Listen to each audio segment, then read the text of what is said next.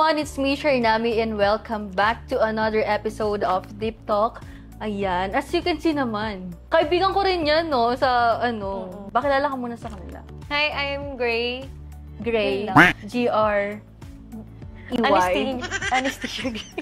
Anesthesia. G-R-E-Y o G-R-A-Y, yung spelling. E. Siya po ay isang freelance model. Tama? Yeah. Gaano ka nakatagal freelance model? Magti 3 years na. Tagal na rin. 2.5 years.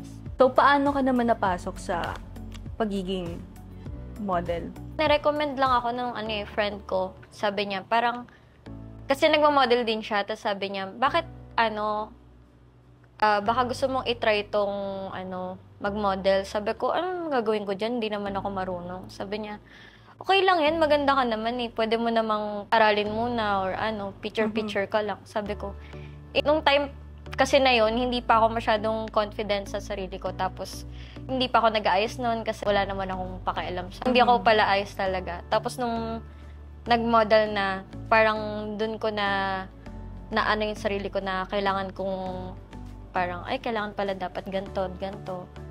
Tapos, marami ding struggle. Paano ka na-inspire din? Ayun, dahil din sa kaibigan Kasi tumagal ka ng ilang taon. 3 years, no?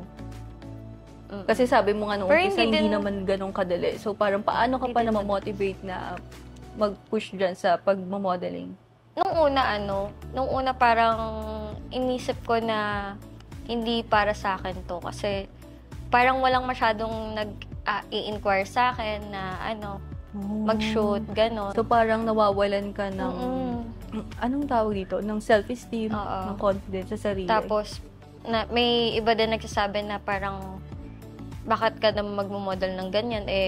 Masyado ka pang, yung mga, alam mo yung mga matatanda, sinasabi nila, lalo na kapag minsan, yung mga post mo masyado ng daring, tapos sinasabi nila na, minsan kasi yung iba nami-misunderstood nila na parang sinabi sa akin nung kamag-anak ko na nag-porn star na daw ako.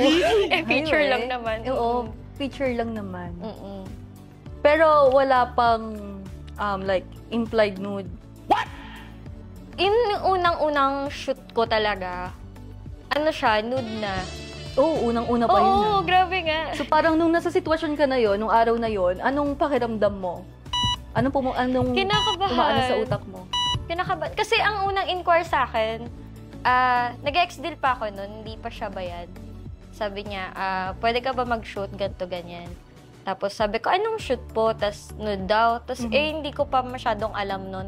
So nanghihingi ako ng mga sample, ganyan. Tapos mga nude yung inaano niyang picture. Tapos sabi ko, ganito ba dapat pag mag-start? Wala, hindi ko pa kasi alam nun eh. So, sabi ko, okay po, sige. Sige lang ako kasi yung unang ko, parang siguro ito na yung simula ko. Para lakasan ng loob. Kasi siguro pag hindi ko siya tinanggap, baka hindi na ako ng model. Which is, hindi naman pala totoo. Okay. So, anong pinaka-proud na moment na nangyari sa'yo as a freelance model? Yung una kasi dati, ex-deal ka lang. Tapos ngayon, binabayaran ka na nila. May mga brands. May iba din, pero hindi pa siya kilala. Like, clothing pa lang siya. Okay lang yun At least, parang pero, you get paid naman. Masaya na ako doon. Pag ganun kasi, parang nagkakaroon ng value yung career na pinasok mo. Oo. Tapos parang sobrang, ko sa sarili ko doon. Sabi ko, kaya ko pala yung ganito. Kasi nung una, akala ko wala siyang bayad for the MML lang. Tapos, hanggang sa naging seryoso na siya, i-maximize yung kung ano pa yung kaya kong gawin. So, nasabi mo kanina na maraming mga negative comments, maraming negative comments na natatanggap din. Lalong-lalo na sa mga, syempre, sa mga older people. So, paano mo hinaharap yung mga criticism? Like, syempre naman may mga sexy photoshoot ka. Syempre sa Pilipinas, sobrang conservative ng ibang tao dito. So, paano mo nahahandle yung mga criticism? Nung una, ayoko din siyang i-post kasi ganun din yung nasa isip ko. Pero nung naglakas loob ako na i-post siya, then yun nga, may nag-bash nga sa akin, which is kamag-anak ko pa. Tapos, oo, nasaktan ako noon. Nung time na yun, medyo naiiyak pa ako. Tapos, parang nung tumagal-tagal na, wala na akong pakialam hanggang sa blinak ko na sila. Nung una, parang hinahide ko pa lang sa mga parents, ganyan, para hindi nila makita, ganon. Ngayon, alam na ng family mo, parents. Alam ng mama ko. So, ngayon, proud naman sila. At tanggap ka naman nila. Nung una, parang nagtatanong siya bakit kailangan maghubad, ganon. Eh, sabi ko sa kanya, yun yung unang shoot ko, doon na din nila ako nakilala eh. So, ang hirap naman kung tatanggalin ko, diba? Okay, so bilang model, ano-ano yung mga boundaries mo? Ayoko yung hahawakan kasi yung unang na-encounter ko, naharas ako nun eh. Kasi hindi ko pa siya alam na bawal palang hawakan yung model kapag nag-shoot. So, saan ka hinawakan na part ng cut? Kunyari ito, may buho ka dyan, tas, di ba, bold yun. Tapos, kunyari hawiin niya. Tas parang may palaman. So, siya umarte, bakla. So, akala ko bakla. Kaya parang sa akin okay lang, bakla naman. Tapos, nung nasa dulo, doon na siya umamin na. Lalaki pala siya. Umamin siya sa'yo. Pero kahit na dapat may consent. Alam mo naman sa sarili mo. Oo, sobrang kinakabahan ako nun. Kasi syempre, di ba, pag wala ka pa sa posisyon na yun, sabi mo talaga, dapat hindi ganyan, dapat ganito, dapat. Hindi ko talaga alam kung ano yung magiging reaction ko, ganon. Tapos may time pa nga na pinakita niya sa akin yung photo. Then sa sobrang tuwa niya, kinis niya ako sa pisngi. Tapos nagulat ako, sabi ko, ba't mo kinis? Sabi niya, hindi, wala nang natutuwa ako sa'yo. Tapos parang ang ganda-ganda mo kasi, alam mo yung ganon? Sinagot mo doon? After nun? Wala, hindi na ako umimik. Pero medyo na ako noon. Naiilang ka na? Oo, sobra. Pero inisip ko talaga na hindi ba kalato ba? Parang yun na yung pampalubag loob ko. Yun na yun. Pero na-meet mo pa siya after? Hindi na. Buti naman. Ayoko na. Buti naman. So, ngayon, after nung nangyari na yan, paano mo naman nasisigurado yung safety mo? Paano? Ano na mga ginagawa mo? Nung una, nung na-experience ko na yun, tapos nagtanong-tanong ako sa ibang mga photog na required ba na ganito, ganyan. Tapos nagulat sila, ay hindi po hinahawakan ng model, ganon. So, yun yung unang boundaries ko na wag hahawakan. Then, if mag-shoot, wag masyadong, alam mo yun, yung close-up sa mga private parts. Kasi may mga times na sa iba nila nilalagay. Yun, na wala naman sa deal. Dapat secure yung area. Kung maaari nga ako yung mamimili dapat wala ng ibang tao. Kasi may iba din kasi na may mga tao, tapos may mag-shoot din pala. So far naman, sa loob ng ilang taon, 3 taon. So far, okay naman yung career mo. Okay naman. Parang siya, yung lulubog lilitaw, gano'n. Before tayo mag-shoot, nasabi mo sa akin na may iba ka pang work aside from freelance modeling.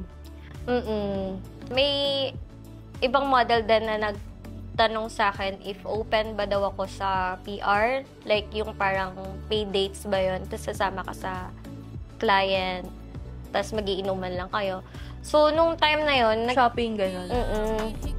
Parang naiintriga ako. Sabi ko, ano yan? So, tinanong-tanong ko sila hanggang sa naano ko na yung kung ano ba talaga yung meaning nun. And then, pumayag naman ako. Pero hanggang dun lang. So, it's like companionship lang naman. Nung una, parang medyo kinakabahan pa ako. Pero nung parang unti-unti, parang ka lang nakikipag-date. Siyempre, stranger. Ng random. Tapos, pero minsan, nahihiya or hindi ko alam yung nararamdaman ko kasi meron akong boyfriend. Aside from freelance modeling, bakit ka pumasok sa pag-PR? Side hustle din. Side hustle. Ang ganda ng term na side hustle. Siyempre naman. Yeah. So, kailangan mabuhay. Pangadagdag din yun sa no? Tsaka ang hirap kaya mag-model. Kailangan maganda ka, kailangan. Uy, grabe. Pero maganda ka rin naman.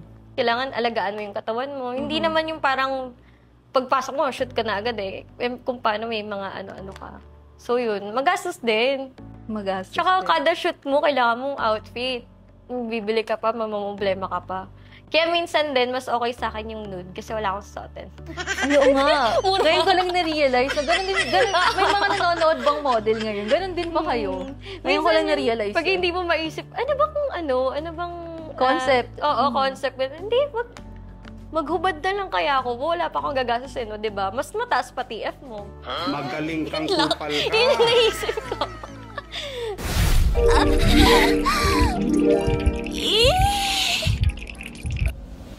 Salin ko muna to para masaya. Hanggang guhit lang eh. Ganun pag-shot hanggang guhit lang. So, ayan. Ano muna tayo? Medyo pahinga muna tayo sa mga serious questions. Tayo ay mag-spit or swallow. Alam mo yung spit or swallow, be? Oo. Ay! Ang bilis na sagot niya. Oo, agad. Ang bilis. Ang bilis, oo. Ganun na siya. So, ang segment na to, may mga tatanong ako sa'yo mga, para sa akin, wild ha. Ewan ko lang sa'yo. Mga wild questions. Kapag ayaw mong sagutin, inom ka, swallow yun. Kapag, sasagutin mo, spit. Pero kapag sasagutin mo, ako naman ang magsaswallow. Okay lang, mahilig naman ako dyan. Okay. First question. Ano ang pinaka-daring na nagawa mong shoot? Medyo, Spit or swallow? Spit. Sige na nga. Ano yun? Yung medyo erotic. Medyo lang. Ano yung, paano? Kasi ang concept dapat nun sexy to nude lang eh. Pero, alam mo yung pag napapasarap na yung usap nyo, tapos may pinapagawa siya na, nung una, ayokong gawin. Pero nung time na yon ginawa ko na.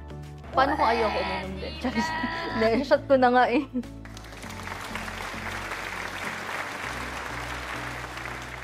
Lugi eh. Lugi ako sa segment na to. Okay, next. Ito bawal sinungaling dito. Oo naman. Nagka-crush ka na ba sa kapwa model or photographer? Spit or swallow? Sasagutin ko ba? Spit or swallow nga eh. Baka mamaya lugi ka na naman. Huwag ka maawa sa akin, Spit. Sige, sino? Sino? Oo nga, may sino nga eh. May sino? May sinong kasunod yun, di mo narinig. Hindi, wala. Wala yun. Meron niya. Wala sa tanong. Ano ba to? Mas magaling pa sa host? Sino nga? Hindi, swallow na lang. Galing. Ay, ang lakas niya uminom. Diba? May kasunod yun. Ang daya mo. Hindi ako madaya dito Ito naman, ako host eh. Okay, next. Anong pinaka-weird na request ng client na ginawa mo? Spit or swallow? Pinaka-weird. Wala akong maisip, parang lahat weird. Huh? Swallow na lang. Kala ko ako ano dito. Okay, lahat weird. Te, dahan-dahan lang. Te, may problema ka ba? Hindi kasi hindi mo lagay po eh. May problema ka ba? Okay. Kung may pangarap kang shoot, saan at bakit? Sa park. Park? Bakit? Picnic shoot. So, spit siya, no? Sinagot niya. Ba't pra, di ko nalang binago.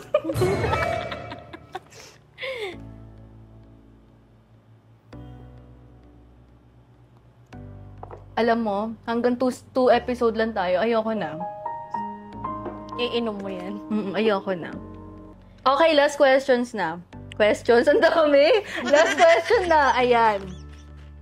Kung papapiliin ka, sa dalawa lang ha, yung freelance modeling o pag-PR, spit or swallow, may pipiliin ka ba? Depende kasi yun eh. Hindi, kung dalawa lang, kailangan mong pumili. May pipiliin ka ba o wala? Pag spit, pwede kang pumili. Pag swallow, inumin mo na lang. Swallow na. Ay, panalo pala ako dito.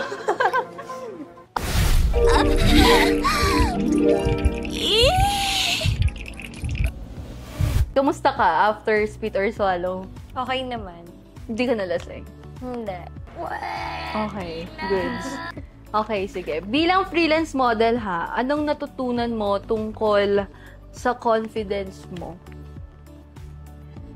Parang kailangan mong i-embrace yung mga flaws mo. Nice. Mm-hmm. At kung ano yung kaya mong gawin or may mas kaya ka pa palang gawin. Yan.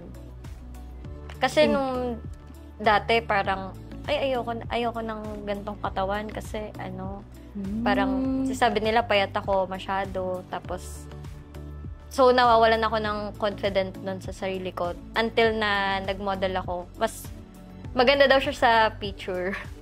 So yun, parang mas sexy daw tignan kapag ganun. Doon ko siya na-embrace yung katawan ko. So yun yung natutunan. Dapat, alam mo, ang mga tao naman kasi, kahit anong mangyari sa katawan mo, kahit anong hugis ng katawan mo, or kahit ng mukha parang may masasabi at may masasabi pa rin yung mga tao. Mataba, mapayat, sobrang payat, o sobrang laki. Still, mayroon pa rin mga nasasabi yung mga tao sa'yo. So, ang dapat talagang gawin, isa sa dapat gawin ay embrace mo para magkaroon ka ng confidence sa sarili. So, next. Bilang freelance model, anong mapapayo mo sa mga gustong pumasok ka sa modeling? Magtanong muna sila sa nakakaalam talaga. Kasi nung una ako, sobrang bad ng experience ko nung first time ko. So, dapat nilang iwasan yung mga photographer na ayaw magpasama or ayaw na may basta ibang kasama, ganon. Pero hindi naman lahat ng photog na ganon siya. Pero mostly, ayun, parang dun ka nakabahan kasi baka may masamang balak pala siya. Wag lang pasok ng pasok. Wag lang sugod na sugod. Oo, wag ka lang, sige sir, wag. Kasi hindi mo alam kung ano pang mangyayari. Nice. Okay, last na to ha. Both pag-freelance modeling and sa pag-PR, ano ang parang life lesson para sa'yo? Yung talagang biggest life lesson na na-realize mo? Kailangan mong maging matapang para sa sarili mo. Bakit? Kasi halos lahat ng nakakatrabaho mo, puro lalaki . So, kailangan mong marunong kang ipaglaban yung sarili mo. So, dahil na nabanggit mo na lahat ng katrabaho mo ay mga lalaki, so, ibig mo sabihin, bilang babae, kailangan mas matapang pa. Dapat mas matapang ka, hindi yung Tsaka dapat aware ka sa paligid mo at malawak yung instinct mo. Yun. Dapat ginagamitan din ng utak. Yan. Oo, minsan mahirap maging bobo. Sabihin mo sa camera yan. Sabihin mo sa camera. Ulitin mo, te. Ulitin mo. Minsan mahirap maging bobo. Kasi totoo naman, kahit sa anumang career, kasi hindi natin alam kung sino yung mga taong magte-take advantage sa atin.